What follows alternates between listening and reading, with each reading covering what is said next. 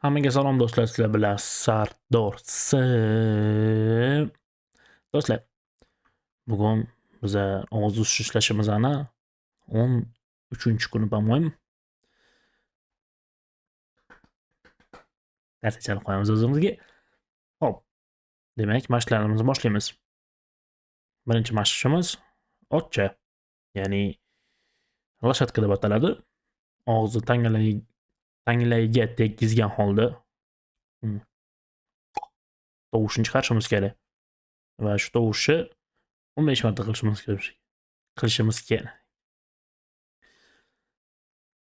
Birinchi mashqimiz ochcha chalish, lashatka deb ataladi. Og'izni sal ochamiz-da, tilla tanglayiga tekkizib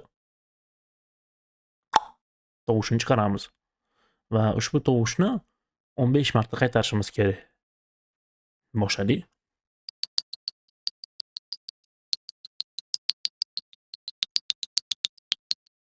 Bajardik.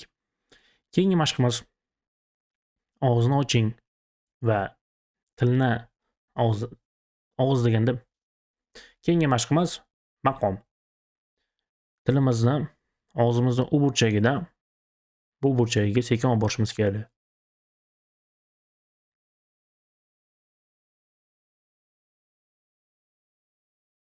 Shoshmasdan, sekin va aniq bajarishimiz kerak.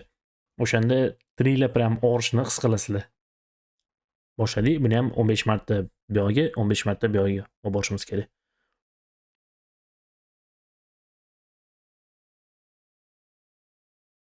Keyingi mashqimiz trubka. Lablarni oldinga cho'zing. Uxlayotgandek. Shu holatda 3 gacha sanaymiz. 1 2 3. Keyin kulamiz. Shu yerda yana 3 gacha. 1 2 3. Yana qaytib 1 2 3. Shu holatda 15 marta qilishimiz kerak. Har bittasini mana 3 soniyadan ushlashimiz kerak. Ya'ni 3 soniya, 2 soniya. Boshladik.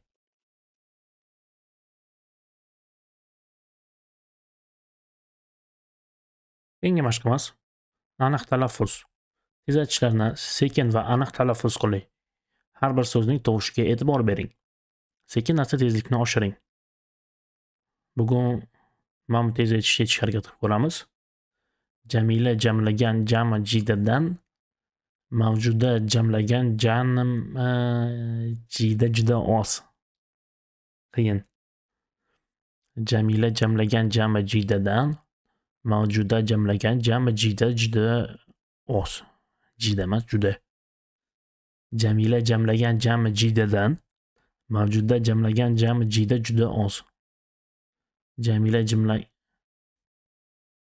jami jidadan Jamila jamlagan jami jidadan Jamila jamlagan jami jidadan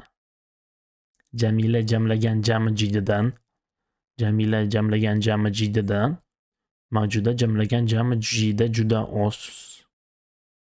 Jamila jamlagan jami jidadan mavjuda jamlagan jami jida juda oz. Degan. Jamila jamlagan jami jidadan mavjuda jamlagan Jamila jamlagan jami jidadan mavjuda Jamila jamlagan jami jidadan mavjuda jamlagan jami jida juda oz. Jamila jamlagan jami jidadan Jamila jamlagan jami jidadan Jamila jamlagan jami jidadan mavjuda jamlagan Jamila jamlagan jami jidadan mavjuda jamlagan jami jida juda oz. Men buni aytolmayman. Jamila jamlagan jami jidadan Jamila jamlagan jami jidadan mavjuda Jamila jamlagan jami jidadan Jamila jamlagan jami jidadan mavjuda jamlagan jami jida juda oz. Jamila jamlagan jami jidadan mavjuda jamlagan jami jida Jamila jamlagan jami jidadan mavjuda jamlagan jami jida juda oz. Oh. Nihoyat. Jamila jamlagan jami jididan mavjuda jamlagan jim bo'lish. Stop. Jamila jamlagan jami jididan mavjuda jamlagan jami jimida Jamila jamlagan jami jididan mavjuda jamlagan Jamila jamlagan jami jididan mavjuda jamlagan jami jida Jamila jamlagan Jamila jamlagan jami jididan mavjuda jamlagan jami jida juda oz. Jamila jamlagan Jamila jamlagan jami jididan mavjuda jamlagan jami jida Jamila jamlagan jami jididan Jamila jamlagan jami jididan mavjuda Jamila jamlagan jami jididan mavjuda jamlagan jami jida juda oz. Jamila jamlagan jami jididan mavjuda jamlagan jami jida oz. Va nihoyat keyingi mashqqa o'tamiz. Ovozni pasaytirish uchun mashqlar. Birinchi mashqimiz esnash. Og'izni keng oching va chuqur nafas oling. Esnash paytida tomoq mushaklari bo'shadi. Bu mashqni 6 marta takrorlashimiz kerak.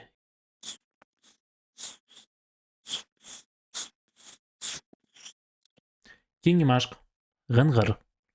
Og'izni yoping va tovushini chiqaring.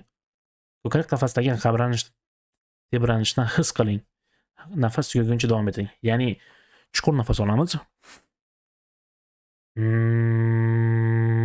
Xuddi shu holatda nafas yetishmay qolguncha, havo yetishmay qolguncha davom etishimiz kerak. Buni ham 6 marta qilamiz. Boshladik.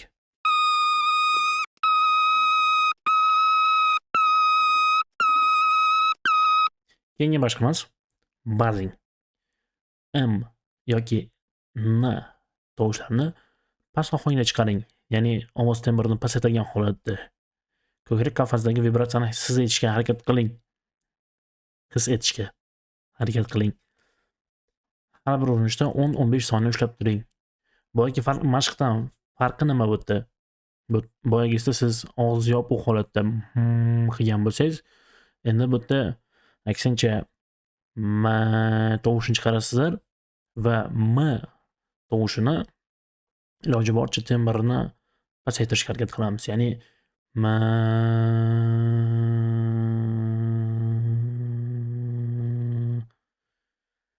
bilmadim qanchalik darajada bu to'g'ri mashq. Agar meni ko'rayotgan odamlar ichida vokal bilan shug'ullanadigan yoki vokalni o'rgatadigan odam bo'lsa, xatoyimga ko'rsatsa juda ham xursand bo'lardim. Xo'p, hozircha birgalimizcha qilamiz. Buni ham 6 marta qilishimiz kerak. Boshladik.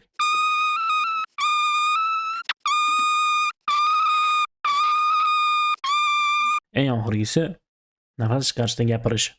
Chuqur nafas oling. Keyin sekin nafas chiqarish paytida past ovozda matn o'qing.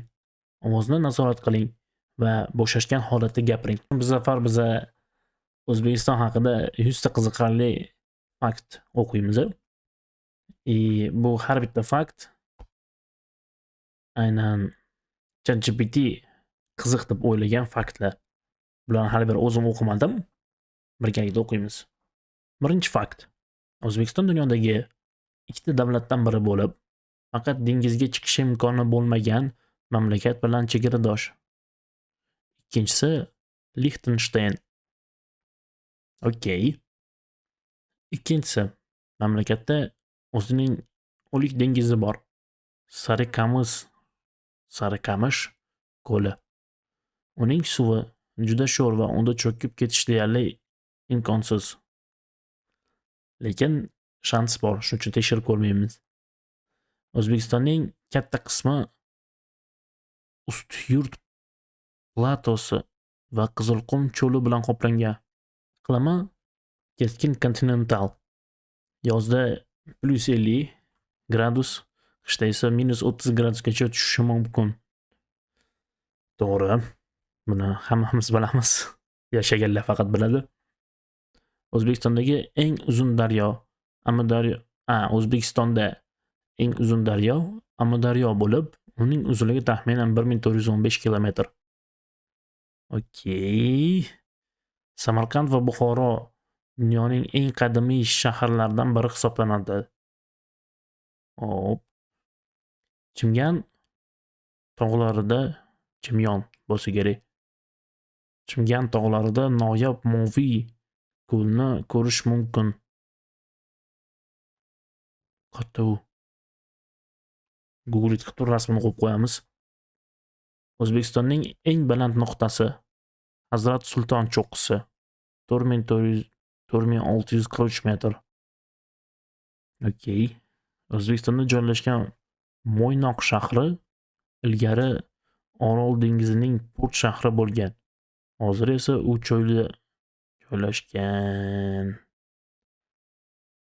Nurafshon O'zbekistonning yangi ma'muriy poytaxti bo'lishi rejalashtirilgan. Nurafshon qatu?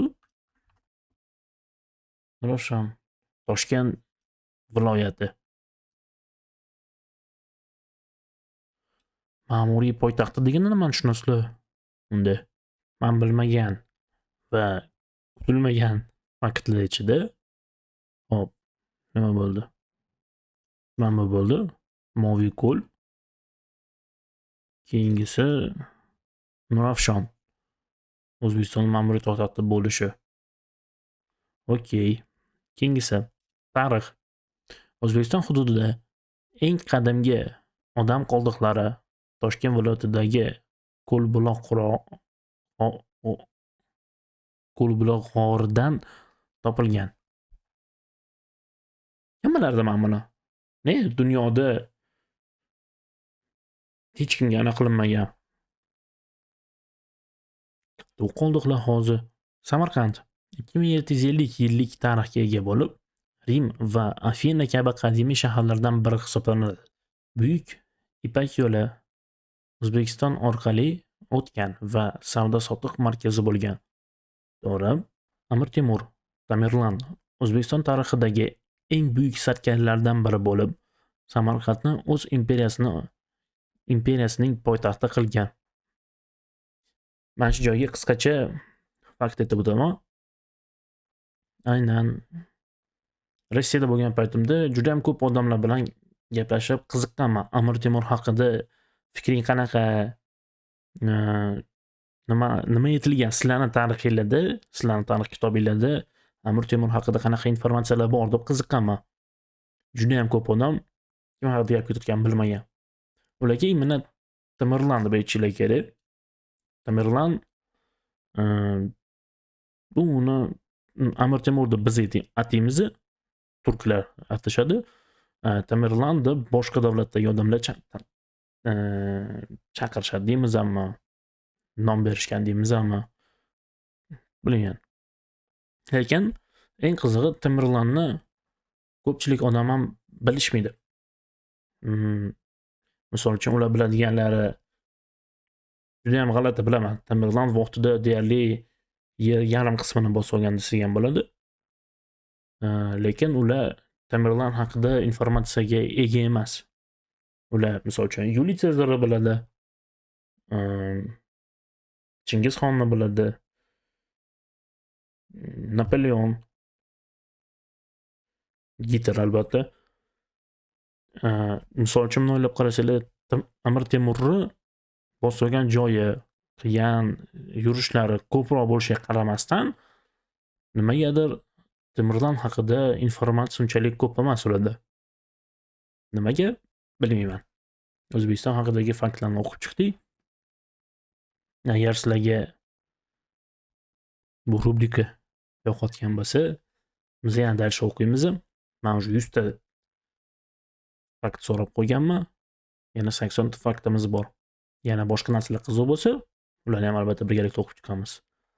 Hammaga boricha rahmat do'stlar. Sog' bo'linglar.